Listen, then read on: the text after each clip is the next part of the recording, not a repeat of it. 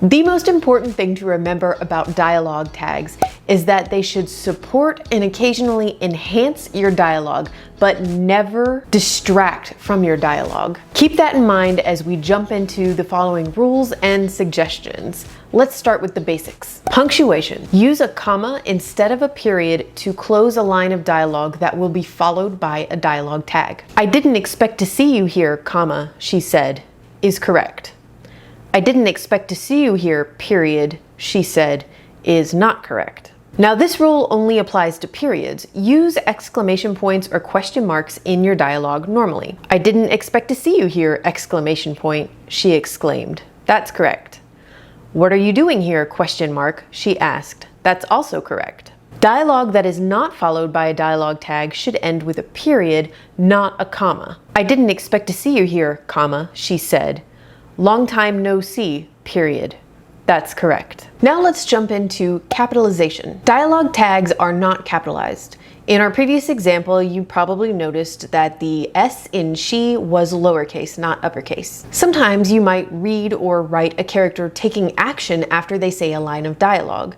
In that case, you would capitalize the sentence because it's a complete sentence on its own. It's not actually a dialogue tag. Let's adjust our example to demonstrate that. I didn't expect to see you here. She set her drink down and slowly rose from her chair. In this case, the line of dialogue ends with a period, not a comma, because the next sentence is not a dialogue tag. She is capitalized because it's not a tag, it's a complete sentence that stands on its own. Here's another example. I hope this isn't a bad time. He pulled out a chair and sat. This is incorrect because he pulled out a chair and sat isn't a dialogue tag, it's a complete sentence. We could fix this a few different ways. I hope this isn't a bad time, comma, he said, pulling out a chair and sitting down. In this case, the dialogue ends with a comma, and he is not capitalized because he said is a dialogue tag. Another option, I hope this isn't a bad time, period. He pulled out a chair and sat. In this case, the dialogue ends with a period and he is capitalized because he pulled out a chair and sat is not a dialogue tag, it's a complete sentence. If you're not sure whether your dialogue tag is actually a dialogue tag, just take a closer look at the verb. Is it a speaking verb like said, yelled, mumbled, whimpered? If so, then this is a dialogue tag. If it's any other verb like looked, glanced, stood, smiled, then it's not a dialogue tag. Be extra careful here with verbs that involve making sounds but are not actually speaking. For example, laughed, sighed, and gasped are often incorrectly used as dialogue tags. If you find yourself using he laughed, he sighed, he gasped as dialogue tags, try laughing, sighing, or gasping that line of dialogue out loud yourself. It's probably not the effect that you're going for. I don't think so, he laughed. This is not correct because he laughed is not a dialogue tag. We would correct it by changing the comma after the line of dialogue to a period and then changing the H in he to be uppercase because he laughed is a sentence on its own. I don't think so. He laughed. Okay, now we're already kind of getting into this area. Let's talk more about verb choice. There's a camp of writing advice folks out there who recommend that you get really creative with your dialogue tags to spice things up and add interest and more detail to your story. Use words like hollered or warbled or interjected or disclaimed. And then the other camp is like, no, stick to said. Only said with maybe a few yelds or asks peppered in, but just very sparingly. It can get very confusing, but all you have to remember is what I said at the start of this video. Your dialogue tags should support and occasionally enhance your dialogue, but never distract from your dialogue. When you write a passage of dialogue, ask yourself, are these tags distracting? If you think they might be, then you're probably on the wrong track. You're aiming for two things here. One, you want to make sure your reader knows at all times which character is talking, and two, you want to accomplish that using as few dialogue tags as possible. That way, your scene full of dialogue isn't cluttered up with tags that are distracting from the dialogue itself. This is easier said than done, and especially if you're newer to writing, I would suggest you do this. When you write a scene full of dialogue, use dialogue tags for every single line of dialogue. Then when you're finished, go back and look at it and see where you can take some tags out without losing track of who's talking. So you might start with something like this. I didn't expect to see you here, she said. I hope this isn't a bad time, he said. He pulled out a chair and sat. "I'd rather be alone if you don't mind," she said, stirring her drink. "We need to talk about this. It's urgent," he said, crossing his arms. Here we have two characters, so already it's going to be pretty easy for us to keep track of who's talking without all of the distracting tags. There are plenty of ways you might edit this to put the spotlight more on the dialogue. Here's one example. "I didn't expect to see you here," she said. "I hope this isn't a bad time." He pulled out a chair and sat. "I'd rather be alone if you don't mind," she said, stirring her drink. "We need to talk about this. It's urgent." He crossed his arms. This example isn't wrong, but honestly, I still find the tags a little bit distracting, and the rhythm of dialogue action is too repetitive and kind of dull to me.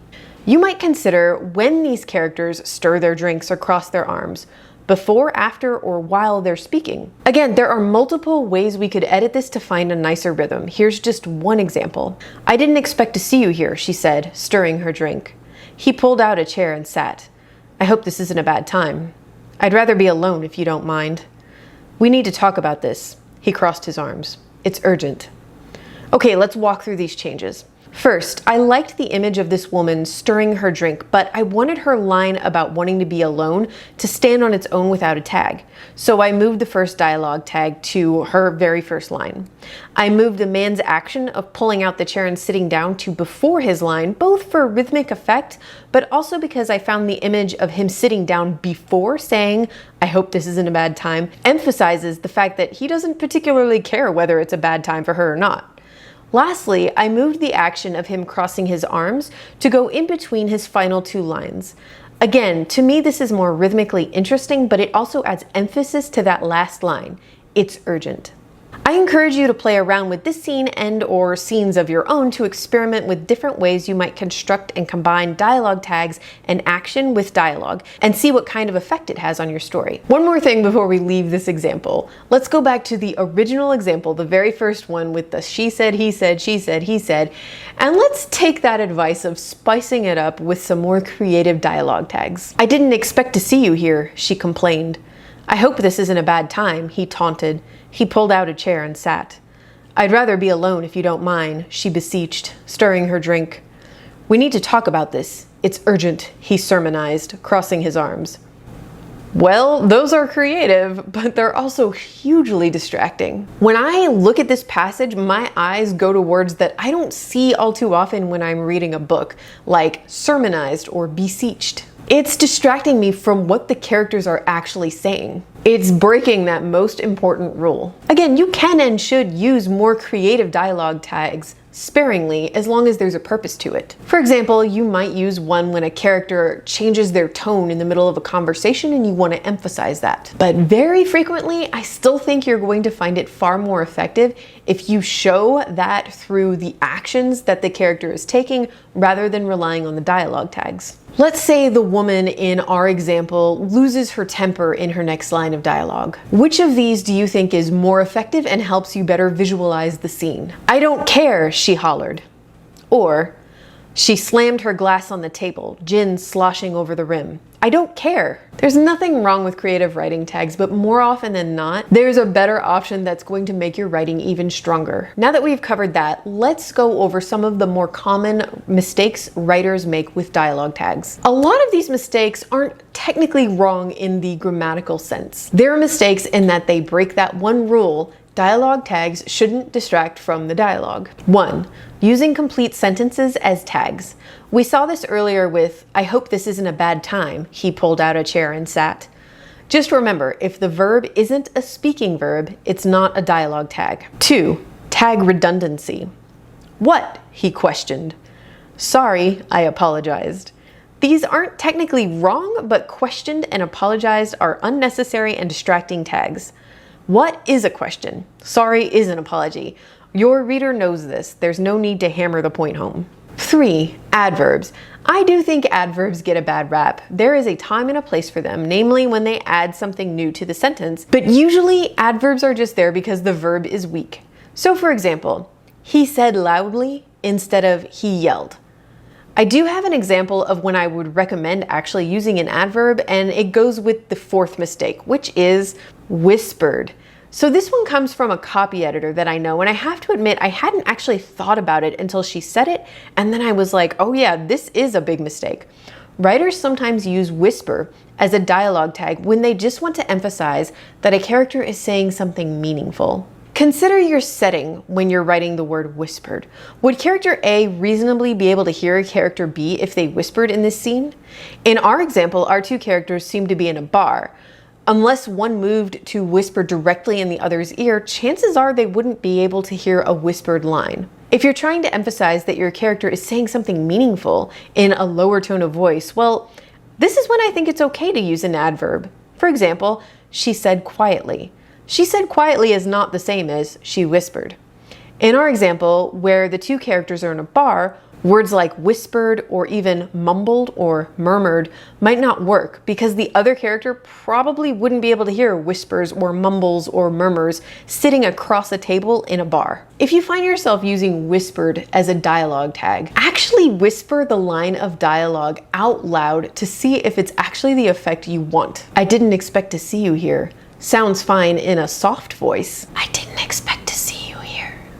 That sounds kind of creepy when you whisper it. Finally, number 5, too many tags. Every line of dialogue doesn't usually need a tag, but again, especially if you're just starting out on your writing journey, don't worry about this too much in your first drafts. Use all the dialogue tags you want, and then go back and get a bird's eye view of your scene.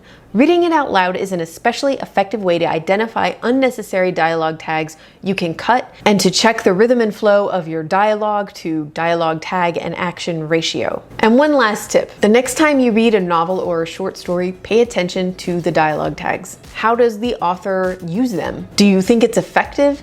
Does any of it distract you? The best way to internalize all of these rules about dialogue tags is to read analytically. If you found this helpful, don't forget to hit that like button and please share a link of this video with a writer that you know that might need help with dialogue tags too. I'll see you guys later this week with another video, and until then, keep writing.